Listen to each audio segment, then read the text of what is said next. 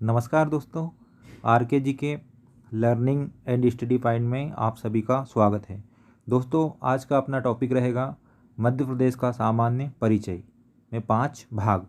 तो इस भाग में दोस्तों देखते हैं मध्य प्रदेश के बारे में।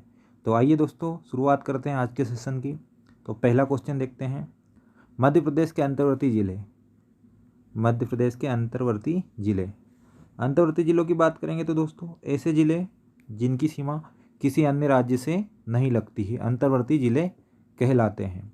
तो इसको एक ट्रिक के माध्यम से याद रखेंगे दोस्तों। पिछली बार डीजे ट्रिक आई थी, इस बार भी कौन सी आई है? DJ trick. तो डीजे ट्रिक से अपन अंतर्वर्ती ज़िले याद रखने की कोशिश करते हैं। तो जैसे सबको पता है दोस्तों, लॉकडाउन था और क्या हो रहा था लॉकडाउन में? शादियाँ नहीं हो रही थी, लेकिन फिर भी गाँव वाले क्या कर रहे थे? धीरे धीरे चुपके शादियाँ कर रहे थे। तो अब किनको पता चल गया? एसडीएम साहब को। एसडीएम साहब क्या लेके बैठे थे? दूरबीन। अब इधर गांव में डीजे बज रहा है, शादियां चल रही है, तो डीजे बज रहा है, तो लोग नाच रहे थे, खुशी खुशी नाच रहे थे। अब उधर एसडीएम साहब की ड्यूटी थी, वो किससे देख रहे थे? दूरबीन से देख रहे थे। तो किसी गाँव में क्या हुआ? डीजे चल रहा था, वहाँ पर नाच रहे थे लोग, और एसडीएम साहब को पता चल गया। एसडीएम साहब ने किससे देख लिया? दूरबीन से देख लिया। तो अब आ गए कौन? एसडीएम साहब। और एसडीएम साहब आ गए तो गांव वाले क्या हो गए? गांव वालों को क्या करना पड़ा? भागना पड़ा। तो कैसे भागे? हंसते हंसते भागे। यहीं से अपने क्या हो जाएगी दोस्तों? मध्य प्रदेश के अंतर्वर्ती जिले। एसडीएम साहब ने दूरबीन से देखा कि किसी गाँव में शादी हो रही है, वहाँ पर डीजे बज रहे हैं और वहाँ पर लोग नाच रहे हैं। तो आ गए एसडीएम साहब। कहाँ पर? गाँव में। तो गाँव वाले फिर क्या हुआ? भागना पड़ेगा। तो कैसे भागे? हंसते हंसते भागे। इससे क्या हो जाएगा दोस्तों? अंतर्वर्ती जिले अपने आ जाएंगे सभी की सभी। तो देखते हैं डीजे, जिसमें डी का मतलब हो जाएगा दमोह, जे का मतलब जबलपुर, दमोह और जबलपुर, डीजे दमोह जबलपुर। अब उसके बाद खुश, KUS, इससे क्या हो जाएगा देखते हैं दोस्तों। के का मतलब क्या हो जाएगा? कटनी, यू का मतलब उमरिया, और एस का मतलब शाजापुर। कटनी, यू का मतलब उमरिया, एस का मतलब शाजापुर। इसके बाद अगला देखते हैं दोस्तों, दूरबीन। अगर दूरबीन की बात करेंगे तो दूरबीन में डी का मतलब हो जाएगा दोस्तों, दूरबीन में डी का मतलब हो जाएगा देवास, यू का मतलब उज्जैन, आर का मतलब रायसेन, बी का मतलब भोपाल, आई का मतलब इंदौर, और एन का मतलब हो जाएगा नरसिंहपुर। क्या हो जाएगा दोस्तों? आई एन का मतलब, एन का मतलब देखते हैं दोस्तों, नरसिंहपुर। उसके बाद एसडीएम साहब की बात करते हैं। तो एसडीएम का मतलब क्या हो जाएगा? ये अपने को यहाँ पर देखना है। तो एसडीएम में 3 जिले हो जाएंगे, एक तो सीहोर, दूसरा धार, और एम का मतलब मंडला। दूरबीन में 6 जिले थे दोस्तों। डी का मतलब देवास, यू का मतलब उज्जैन, आर का मतलब रायसेन, बी का मतलब भोपाल, आई का मतलब इंदौर, और एन का मतलब नरसिंहपुर। एसडीएम में 3 जिले, एसडीएम, एस का मतलब सीहोर, डी का मतलब धार, और एम का मतलब मंडला। उसके बाद गांव वाले, गांव का मतलब हो जाएगा दोस्तों यहाँ पर ग्वालियर, और वाले का मतलब विदिशा, जीवी, जी का मतलब ग्वालियर, वी का मतलब विदिशा। गांव वाले, जी का मतलब ग्वालियर, वी का मतलब विदिशा, जी का मतलब ग्वालियर, वी का मतलब विदिशा, या गांव का मतलब ग्वालियर और वाले का मतलब विदिशा। हंसते हंसते, एक हंसते का मतलब हरदा और दूसरे हंसते का मतलब होशंगाबाद।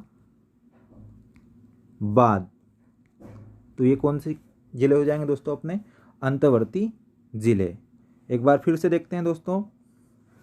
डी का मतलब दमोह, जे का मतलब जबलपुर, के का मतलब कटनी, यू का मतलब उमरिया, एस का मतलब शाजापुर। उसके बाद दूरबीन की बात करेंगे। दूरबीन डी का मतलब देवास, यू का मतलब उज्जैन, आर का मतलब रायसेन, बी का मतलब भोपाल, आई का मतलब इंदौर, एन का मतलब नरसिंहपुर। अब एसडीएम साहब की बात करेंगे। एस का मतलब सीहोर, डी का मतलब धार, एम का मतलब मंडला। गांव वाले या जीवी, गांव का मतलब ग्वालियर, वाले का मतलब विदिशा, या जी का मतलब ग्वालियर, वी का मतलब विदिशा। हंसते हंसते, तो हंसते का होशंगाबाद और दूसरे का हंसते का हरदा, या हरदा होशंगाबाद। 1 2 3 4 5 6 7 8 9 10 11 और 3 14 15 16 17 18। तो अंतर्वर्ती जिलों की संख्या कितनी हो जाएगी दोस्तों? कुल 18। तो इस प्रकार ये डीजे ट्रिक के माध्यम से हम लोगों ने किसको याद कर लिया? मध्य प्रदेश के अंतर्वर्ती जिलों को। दोस्तों एक बार फिर से देखते हैं। डी का मतलब दमोह, जे का मतलब जबलपुर, के का मतलब कटनी, यू का मतलब उमरिया, एस का मतलब शाजापुर, डी का मतलब देवास, यू का मतलब उज्जैन, आर का मतलब रायसेन, बी का मतलब भोपाल, आई का मतलब इंदौर, एन का मतलब नरसिंहपुर, एस का मतलब सीहोर, डी का मतलब धार, एम का मतलब मंडला। गांव वाले, गांव का मतलब ग्वालियर, वाले का मतलब विदिशा, हंसते का हरदा, हंसते का होशंगाबाद। इसी के साथ बढ़ते हैं दोस्तों अगले क्वेश्चन की ओर।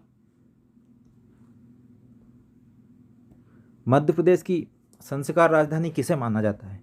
तो दोस्तों मध्य प्रदेश की संस्कार राजधानी पंचमढ़ी, जबलपुर, भोपाल या मैहर को माना जाता है। तो किसको माना जाता है दोस्तों? मध्य प्रदेश की संस्कार राजधानी दोस्तों किसको माना जाता है? जबलपुर को। किसको माना जाता है? जबलपुर को। अर्थात इस प्रश्न का कौन सा ऑप्शन? बी, जबलपुर सही होगा। इसी के साथ बढ़ते हैं अगले क्वेश्चन की ओर। देखते हैं दोस्तों निम्नलिखित में से कौन सा जिला मध्य प्रदेश की राजधानी से लगा हुआ नहीं है? मध्य प्रदेश की राजधानी से लगा हुआ नहीं है या उस मध्य प्रदेश की राजधानी की सीमा नहीं बनाता है। तो दोस्तों अगर बात करेंगे मध्य प्रदेश की राजधानी, तो मध्य प्रदेश की राजधानी कौन हो जाएगी? भोपाल। अब भोपाल से कौन सा जिला नहीं लगता ये अपने को बताना है। तो भोपाल से विदिशा लगता है या नहीं लगता है? तो विदिशा तो लगता है। रायसेन की बात करेंगे तो रायसेन की सीमा भोपाल से लगती है, बिल्कुल लगती है। अब गुना की बात करते हैं दोस्तों। गुना और सागर, सागर की लगती है गुना की। तो दोस्तों किसकी लगती है? गुना की भी लगती है। लेकिन सागर की बात करेंगे तो सागर की सीमा किससे नहीं लगेगी? भोपाल से नहीं लगती है। मतलब मध्य प्रदेश की राजधानी से नहीं लगेगी। कौन से जिले की सीमा? सागर जिले की सीमा। तो इस प्रश्न का सही जवाब क्या हो जाएगा? सागर। अर्थात सागर जिले की सीमा मध्य प्रदेश की राजधानी अर्थात भोपाल से नहीं मिलते। इस प्रश्न का डी ऑप्शन सागर सही होगा। अगला क्वेश्चन देखते हैं दोस्तों।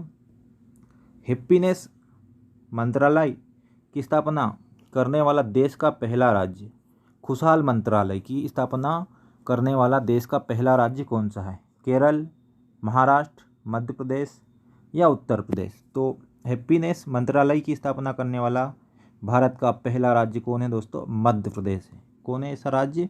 मध्य प्रदेश हैप्पीनेस मंत्रालय या खुशहाल मंत्रालय स्थापित करने वाला देश का पहला राज्य। अर्थात इस प्रश्न का सी ऑप्शन मध्य प्रदेश सही होगा। इसी के साथ बढ़ते हैं अगले क्वेश्चन की ओर दोस्तों। हिंदी क्षेत्र का पहला राज्य नाट्य विद्यालय कहाँ स्थित है? किया जाएगा स्थित है। कहाँ पर स्थित है?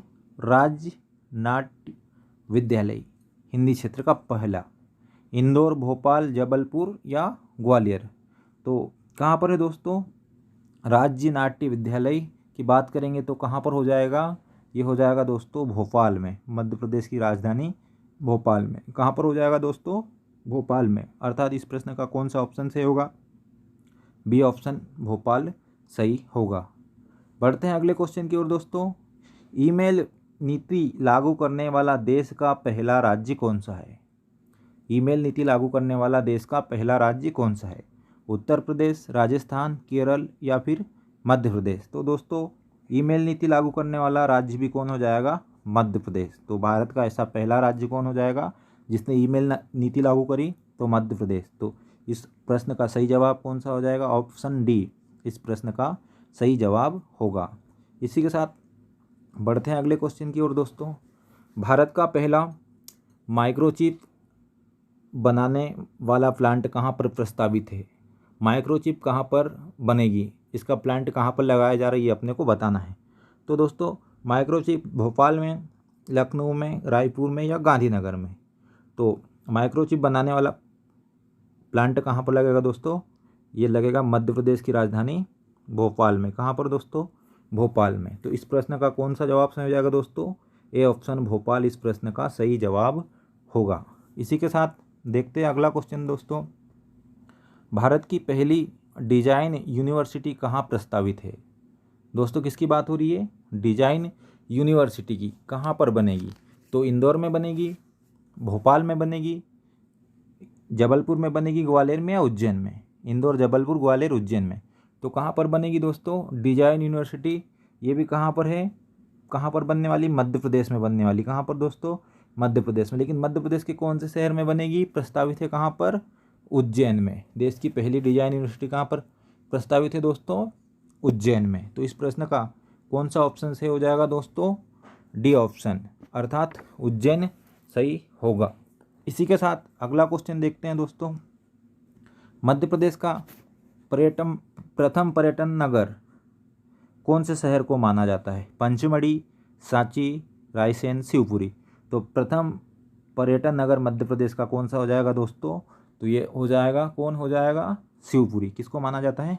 शिवपुरी को। यहाँ पर ठीक है ना, किसको माना जाता है? शिवपुरी को प्रथम पर्यटन नगर माना जाता है। देखते हैं दोस्तों अगला क्वेश्चन इसी के साथ। मध्य प्रदेश का प्रथम पुलिस मेट्रो थाना कहाँ है? भोपाल में, इंदौर में या ग्वालियर में या फिर जबलपुर में? प्रथम पुलिस मेट्रो थाना, अगर प्रथम पुलिस मेट्रो थाना की बात करेंगे दोस्तों तो ये कहाँ पर है? भोपाल में है। कहाँ पर है दोस्तों? भोपाल में है। और भोपाल में कौन सा थाना? हबीबगंज थाना। कौन सा थाना दोस्तों? हबीबगंज। हबीबगंज पहला पुलिस मेट्रो थाना माना जाता है। इसी के साथ अगला क्वेश्चन देखते हैं दोस्तों। मध्य प्रदेश की प्रथम महिला अदालत का आयोजन कहाँ हुआ था? मध्य प्रदेश की प्रथम महिला अदालत का आयोजन कहाँ पर हुआ था? उज्जैन में, खंडवा में, सीहोर में या फिर मंदसौर में? तो प्रथम महिला अदालत दोस्तों कहाँ पर आयोजन हुआ था? मंदसौर में। कहाँ पर हुआ था दोस्तों? मंदसौर में। कब हुआ था दोस्तों? तो ये 10 मार्च 2013 को हुआ था। कब हुआ था दोस्तों? 10 मार्च सन 2013 को हुआ था। कहाँ पर? मंदसौर में। अर्थात इस प्रश्न का सही जवाब क्या हो जाएगा दोस्तों? डी ऑप्शन, मंदसौर में प्रथम महिला अदालत का आयोजन हुआ था। इसी के साथ बढ़ते हैं अगले क्वेश्चन की ओर दोस्तों। जनसंख्या की दृष्टि से मध्य प्रदेश की सबसे बड़ी तहसील कौन सी है? जनसंख्या की दृष्टि से सबसे बड़ी तहसील कौन सी है? तो दोस्तों अगर संभाग की बात करेंगे तो सबसे बड़ा जनसंख्या की दृष्टि से सबसे बड़ा संभाग कौन सा है? इंदौर। ये जनसंख्या की दृष्टि से इंदौर है। उसके बाद सबसे बड़ी तहसील, उसके बाद छोटी तहसील और सबसे बड़ा जिला। तो बड़ा संभाग कौन है दोस्तों? इंदौर, जनसंख्या की दृष्टि से। और जनसंख्या की दृष्टि सबसे बड़ा जिला भी कौन सा है? इंदौर। और अब यहाँ पर पूछा क्या है? सबसे बड़ी तहसील किसकी दृष्टि से? जनसंख्या की दृष्टि से। तो जनसंख्या की दृष्टि से सबसे बड़ी तहसील कौन हो जाएगी दोस्तों? इंदौर हो जाएगी। कौन हो जाएगी दोस्तों? इंदौर। तो जनसंख्या की दृष्टि से संभाग भी इंदौर सबसे बड़ा, जनसंख्या की दृष्टि से सबसे बड़ा क्या है? जिला भी कौन सा हो जाएगा? इंदौर। कौन सा हो जाएगा दोस्तों? इंदौर। जनसंख्या की दृष्टि से सबसे बड़ा जिला कौन हो जाएगा? जनसंख्या की दृष्टि से सबसे बड़ा जिला इंदौर। संभाग भी इंदौर, जिला भी इंदौर और तहसील भी सबसे बड़ी कौन हो जाएगी दोस्तों? इंदौर। अर्थात इस प्रश्न का सही जवाब कौन सा हो जाएगा? बी ऑप्शन, इंदौर सही होगा। संभाग भी कौन है दोस्तों? इंदौर। सबसे बड़ा जिला भी जनसंख्या की दृष्टि से बात हो रही है, इंदौर। और जनसंख्या की दृष्टि से सबसे बड़ी तहसील भी कौन हो जाएगी दोस्तों? इंदौर। सबसे छोटी तहसील जनसंख्या की दृष्टि से कौन हो जाएगी? रोन हो जाएगी दोस्तों। कौन हो जाएगी? रोन। कहाँ पर आती है? भिंड में। इसी के साथ अगला क्वेश्चन देखते हैं दोस्तों। भारत का पहला दिव्यांग पार्क कहाँ पर स्थित है या प्रस्तावित है? तो दोस्तों रायसेन, होशंगाबाद, मंडला या सोहागपुर? तो देश का पहला दिव्यांग पार्क कहाँ पर स्थित है दोस्तों? तो है होशंगाबाद में। कहाँ पर है दोस्तों? होशंगाबाद में। अर्थात इस प्रश्न का सही जवाब क्या हो जाएगा? होशंगाबाद। ऑप्शन बी इस प्रश्न का सही जवाब होगा। इसी के साथ बढ़ते हैं अगले क्वेश्चन की ओर दोस्तों। मध्य प्रदेश के प्रथम राज्य निर्वाचन आयुक्त कौन थे? तो दोस्तों राज्य निर्वाचन आयुक्त की बात करेंगे तो कौन थे? राज्य निर्वाचन आयुक्त मध्य प्रदेश के पहले, तो मध्य प्रदेश के पहले राज्य निर्वाचन आयुक्त कौन थे? शीतला सहाय, टी.एन. श्रीवास्तव, एन.बी. लोहानी या एम. अधिकारी? तो दोस्तों राज्य निर्वाचन आयुक्त कौन थे मध्य प्रदेश के पहले? एन.बी. लोहानी। कौन थे दोस्तों?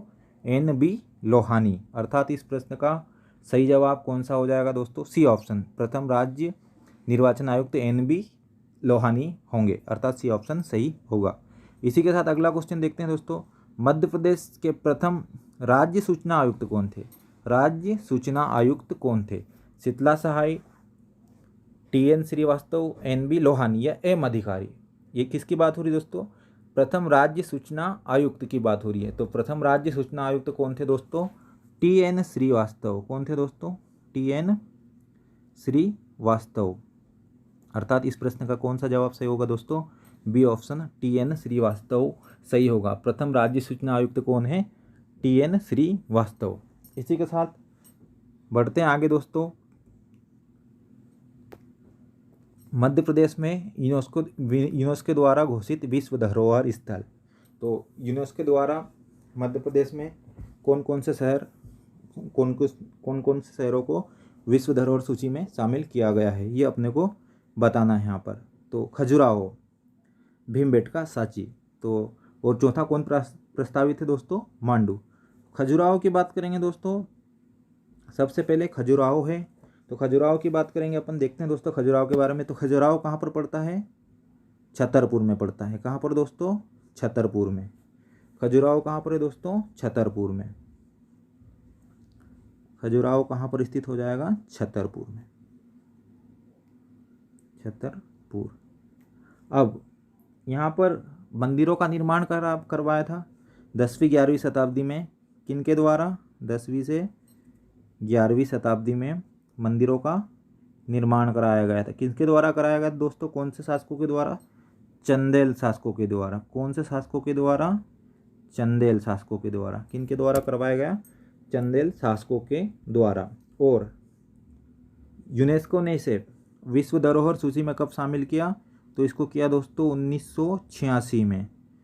खजुराहो को कब किया? 1986 में। किस में शामिल किया? विश्व धरोहर सूची में। तो एक बार फिर से देखते हैं दोस्तों इसको, खजुराहो को। खजुराहो की अगर बात करेंगे तो कहाँ पर पड़ता है? ये छतरपुर में। कहाँ पर? छतरपुर में। यहाँ पर 10वीं से 11वीं शताब्दी के मध्य 10वीं 11वीं शताब्दी के मध्य चंदेल शासकों के द्वारा खजुराहो के मंदिरों का निर्माण कराया गया था। और यूनेस्को के द्वारा इसको 1986 में, कब? 1986 में विश्व धरोहर सूची में शामिल किया। इसके बाद अगला देखते हैं दोस्तों, भीमबेटका या भीमबेटका।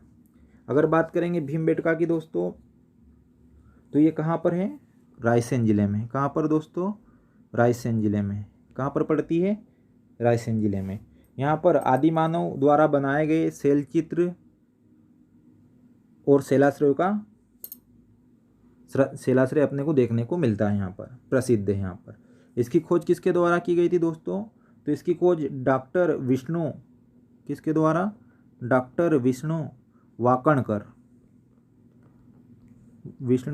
वाकणकर के द्वारा की गई थी। कब की गई थी? तो इसकी खोज दोस्तों 1957-58 में किसके द्वारा? विष्णु वाकणकर के द्वारा की गई थी। और यूनेस्को द्वारा इसको वर्ष 2003 में विश्व धरोहर सूची में शामिल किया गया। कब दोस्तों? 2003 में। भीमबेटका है कहाँ पर दोस्तों? रायसेन में। यहाँ पर क्या प्रसिद्ध है? आदि मानव द्वारा बनाए गए शैल चित्र और शैलाश्रय। किसके द्वारा खोज की गई? विष्णु वाकणकर के द्वारा। कब की गई? 1957-58 में। इसको विश्व धरोहर सूची में यूनेस्को ने कब शामिल किया? तो इसको दोस्तों 2003 में शामिल किया। अगला देखते हैं दोस्तों, सांची। किसकी बात करेंगे हम दोस्तों? सांची की। तो सांची कहाँ पर पड़ती है दोस्तों? सांची भी कहाँ पर पड़ती है? रायसेन में पड़ती है दोस्तों। कहाँ पर? रायसेन जिले में पड़ती है। यहाँ पर क्या प्रसिद्ध है? बौद्ध धर्म के प्रमुख तीर्थ स्थल यहाँ पर प्रसिद्ध है। कौन से? बौद्ध धर्म के प्रसिद्ध तीर्थ स्थल प्रमुख है। इसका निर्माण कब हुआ था? 3री शताब्दी के आसपास। कब दोस्तों? 3री शताब्दी के आसपास। किसके द्वारा? सम्राट अशोक के द्वारा। किसके द्वारा दोस्तों? अशोक के द्वारा। सम्राट अशोक के द्वारा। किसकी यहाँ पर सांची स्तूप की खोज किसके द्वारा की गई? जनरल टेलर के द्वारा। जनरल टेलर के द्वारा। कब की गई? 1818 में। लेकिन यूनेस्को ने इसे कब विश्व धरोहर सूची में शामिल किया? तो इसको 1989 में इसको विश्व धरोहर सूची में शामिल किया। तो एक बार फिर से सांची को देखते हैं दोस्तों। कहाँ पर स्थित है? रायसेन जिले में। किससे संबंधित है? बौद्ध धर्म से संबंधित है। कब निर्माण हुआ? तो तीसरी शताब्दी में। ठीक है दोस्तों। अच्छा, किसके द्वारा खोज की गई? किसके द्वारा निर्माण करवाया गया? तो सम्राट अशोक के द्वारा। इसकी खोज, सांची स्तूप की खोज कब हुई दोस्तों? तो 1818 में। किसके द्वारा? तो जनरल टेलर के द्वारा। इसको यूनेस्को के द्वारा विश्व धरोहर सूची में शामिल कब किया? तो इसको 1989 अर्थात 1989 में यूनेस्को द्वारा विश्व धरोहर सूची में शामिल किया। तो दोस्तों, विश्व धरोहर सूची में मध्य प्रदेश के कितने जगह हैं, कितने स्थान हैं? 3 स्थान। एक तो खजुराहो, दूसरा कौन सा? भीमबेटका, और तीसरा कौन सा? सांची। और चौथा कौन प्रस्तावित है दोस्तों? मांडू। कौन सा है दोस्तों? मांडू प्रस्तावित है। लेकिन 2003 में। कौन 2003 में? अगर बात करेंगे 2003 में तो किसको भैया? भीमबेटका को 2003 में शामिल किया। खजुराहो को कब किया? तो दोस्तों खजुराहो को 1986 में शामिल किया। और 1989 में किसको शामिल किया दोस्तों? तो 1989 में सांची को शामिल किया। और चौथा प्रस्तावित कौन है दोस्तों? मध्य प्रदेश का मांडू प्रस्तावित है। तो आज के लिए इतना ही काफ़ी है दोस्तों। मिलते हैं एक अगले वीडियो में अगली ट्रिक के साथ। आपको डीजे ट्रिक कैसी लगी ये भी बताना है, और हमारे चैनल को लाइक करना है, शेयर करना है, और अपने दोस्तों से भी कहिए कि इसको सब्सक्राइब करें। आप सभी का बहुत बहुत धन्यवाद।